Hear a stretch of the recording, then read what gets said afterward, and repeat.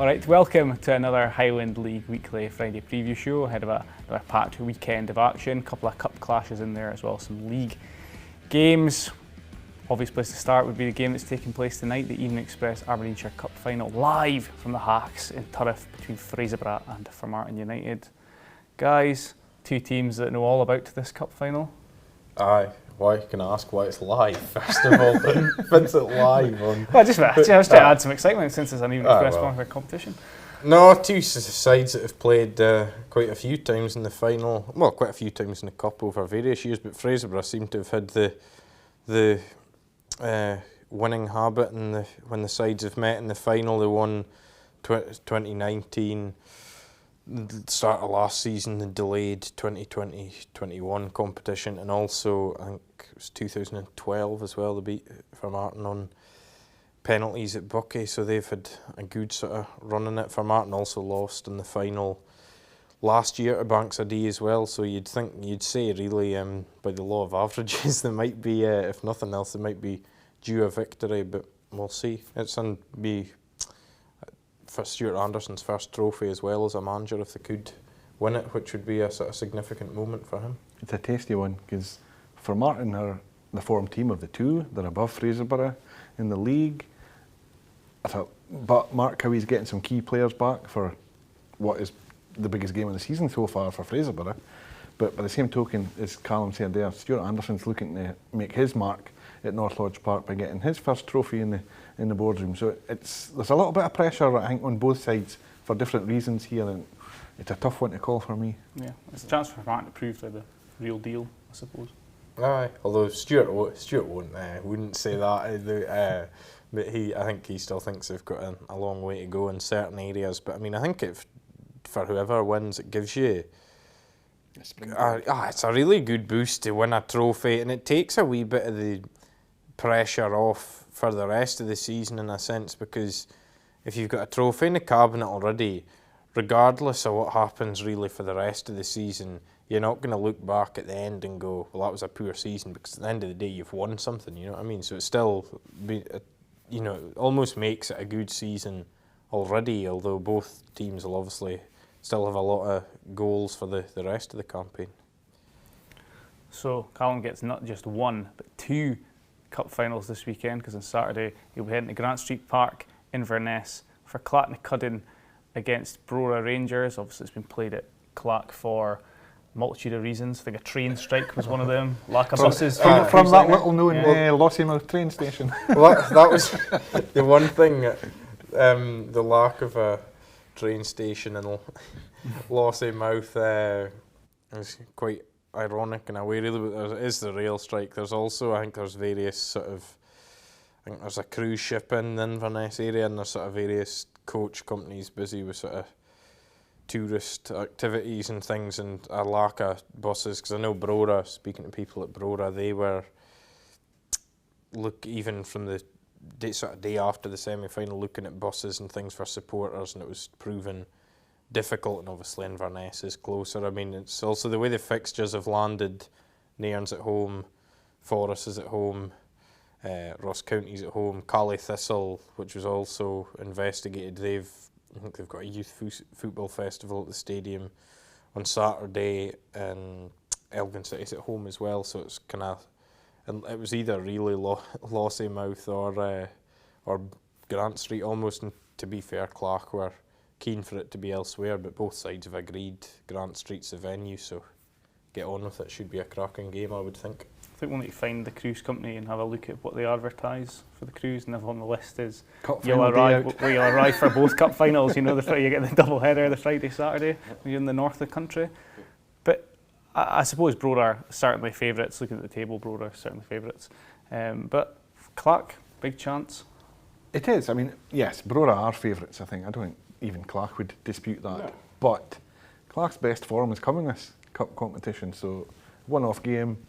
It's the old cliche, anything can happen in 90 minutes. I still think Brora will edge it, but it's a cup final. Anything's on the cards here. Brora really have made the sort of North of Scotland Cup their own in recent times. They've won 5 of the last 8 play-ins of it, so they're sort of usually the team to beat in this competition. For Clach, it's a first final in 8 years, and I mean they haven't won this competition since 2001-2002 season. So for Clach, I mean, nobody likes to go back and just look at being in the final. You want to win, but for Clach, really, regardless of the outcome, it is a big deal to be in the final. This sort of project that they've embarked on, starting last season with Jordan McDonald, although their league position at the moment isn't the best, they've shown they're going in the right direction and reaching the finals. Evidence of that, and I do think both teams, in terms of an outcome, first goal's crucial, particularly from a Clach perspective, because both teams like to play in the same way and sort of get the ball down and play a nice fit bit. And if Brora get the first goal, whenever that may be, and Clach have to maybe open up a wee bit more and chase, that is when you can get picked off with players like Andy McRae, Mark Shewan, etc. in the Brora team. Okay, so 2 cup finals this weekend, one on Friday, which obviously Friday, is that a better time to hold these types of games? Do you get a bigger crowd in? If you had to predict, Evening Express Aberdeenshire Cup final, North of Scotland Cup final, biggest crowd, which one do you think? Friday. Friday crowd as well. Well, I'll say, you know what? We'll play devil's advocate. I'll say Saturday. There we go. But okay, well, if whoever is wrong doesn't get coming next week's show. Well, Callum's on holiday. He won't be on. So that's fine. I know. Right, on to the league action then. Buckie Thistle against Turriff United. This looks tasty. 2 sides that have had good seasons to this point. They have, but I still fancy Buckie, always. Question is, if really Turriff have done well, beat Devonvale 5-1 last weekend, up to 8th in the table, when they're playing sides at the very top end, like Buckie and others, can they compete with them? Can they spring a surprise? We'll wait and see. Maybe they can, but I would be like 30. I would just be edging towards Buckie, I would say. What makes these games interesting now is that greater goal threat that Turriff carry. So you don't want to write them off completely, but I downplayed the Turriff juggernaut last Friday. Indeed, but Buckie at home are just so strong. That's why I keep always leaning to them in this situation. Devonvale Keith have been out of action, haven't they? Do you think they'll come back well rested, fully firing? Up until this game was rearranged, they wouldn't have been playing this weekend either. This because of the cup finals. This was a game that was postponed due to the death of the Queen. That Keith and Devonvale both being out of action, they were able to rearrange, and I think they'll both be pleased to play. But I think from a Vale perspective, they've leaked 9 goals in the last 2 games. Now you're probably looking for a more resolute display, be harder to play against. But I mean, Keith really in league business have been pretty good of late, won a couple of games against the likes of Formartine and Forest, so you might just, I think Keith probably fancy their chances there a wee bit more than the Vale. Will Craig Stewart have to manage this one through the phone, or will he be up in the stand with like some elaborate microphone system, because obviously he got sent off last weekend? Well, it depends on if he gets banned or not. We'll have to wait and see what happens. Forest Mechanics against Rothes. This one for me, difficult one to call, I would suggest. Do you agree? Would you disagree? I don't disagree. No, I would have to agree. It's kind of 2 sides that probably could be doing with a win a wee bit, really. Rothes, I mean, if you look at their form in the league, they haven't actually lost that many. I mean, they've lost a few games, but they've had quite a few, and I mean, last week was a case in point again, quite a few draws, whereas maybe last season they might have won that game, and they've got more points on the board, so we'll see. I mean, Forest just gone off the boil. It's that early shine of the start. This just seems to be wearing off now, doesn't it? I think a wee bit as well at the moment. There's sort of changes week to week, maybe trying to, they're trying to just find that formula again. Whoever may, because Steve McDonald has got quite a few options, whoever they put in, so maybe this week will be the week where they kind of get that back and find the right blend. Huntly against Strathspey, where once there was despair for both these teams, there's now fresh buoyancy.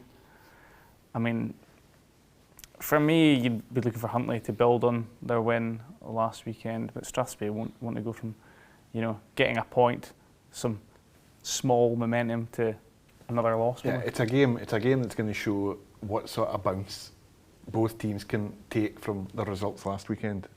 You would think Huntly would be the favourites at home, but they've had their own trials and tribulations this season.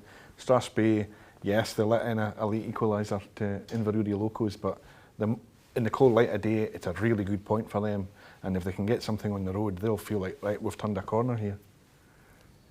I would probably agree with most of what you've said there. I mean, Strathspey did get a draw at Christie Park last season, so I mean, you couldn't really count them out from doing similar again. Because to be fair to them as well, for a lot said about the goals they've conceded, but they have got goals in their team. Liam Taylor and a couple others have been chipping in with goals, so they have got a threat at the top end. Inverurie Locos, as you mentioned, 30, disappointing for them last weekend. Their draw at Strathspey. It's not a very easy one this weekend. The host Brechin City, the current front runners. Can they find something? Can they end the Brechin perfect record? Well, it's interesting because Callum and I were chatting about this off camera. Locos beat Formartine. Locos beat Brechin last season at Harlaw, and you would think, well, I might have them thinking we can do it again. But Brechin seem to be a stronger team this season. Locos are maybe not quite as strong as they were a year ago. So I don't know. It tells me that Brechin should continue their winning run, but Locos are capable. Well, as we've said before, it's a wee bit which Inverurie team turns up. It's kind of on their day, as we've seen in the past, they can take points off anybody, but then you get other days where they can't. But the game last season that you mentioned, they certainly won't have the same goal scorer as that game, because it was Neil Gold that scored both that night. So somebody else will need to step into the breach this time for the Railwaymen. Final game to discuss ahead of the weekend, Nairn County against Wick Academy. Not much been happening at Nairn, is there? Well, we should caveat this by saying at time of filming, Conor Gethins is in caretaker charge, but by the time the game kicks off, they could have a new manager, or Conor could be appointed permanently. We don't know. Well, at this point, I don't know who else they might have had applying for it, but at this point, he would certainly be the front runner, I think. He certainly does want it. Conor's been sort of considering his next steps post playing for a couple of years now, because he is 38. He knows he's not going to go on forever, so he's done his badges and things. And during the summer, actually, he did a couple of good offers from other clubs to go and be an assistant manager, even keep his hand in playing wise as well. But he wanted to stay with Nairn and continue playing. I don't think, and he would say this as well, this isn't the circumstances in which he would like to take on the job, because clearly Ronnie Sharp's left the club, and so I think Ronnie maybe got to the point where he felt he just couldn't get the tune out of the players that he was wanting, if you know what I mean. It's sort of, you can, on paper, you look at their squad and it's a good competitive squad, but then they haven't won all season, so maybe I think Ronnie reached the point where he thought, well, the change is maybe what's required for the good of the club, because he's a sort of Nairn man through and through, and was in their team of the century and everything like that. So I mean, above all, I think Ronnie wants the best for Nairn County, so that's probably why he stepped aside. But from a Wick point of view, they couldn't care less whether Conor Gethins wants to be the manager or not.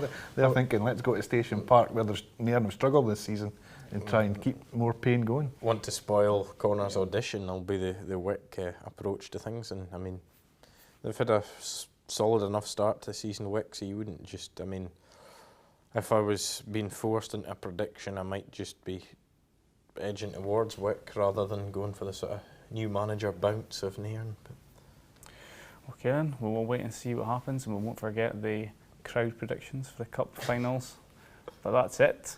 Just a reminder that this weekend Highland League Weekly will be filming tonight's Evening Express Aberdeenshire Cup final between Fraserburgh and Formartine at the Hacks and Saturday's North of Scotland Cup final between Clachnacuddin and Brora Rangers at Grant Street. Both of those you can watch the highlights at 7 p.m. on Monday on the Press and Journal. We'll have reaction as well, but we'll see you then.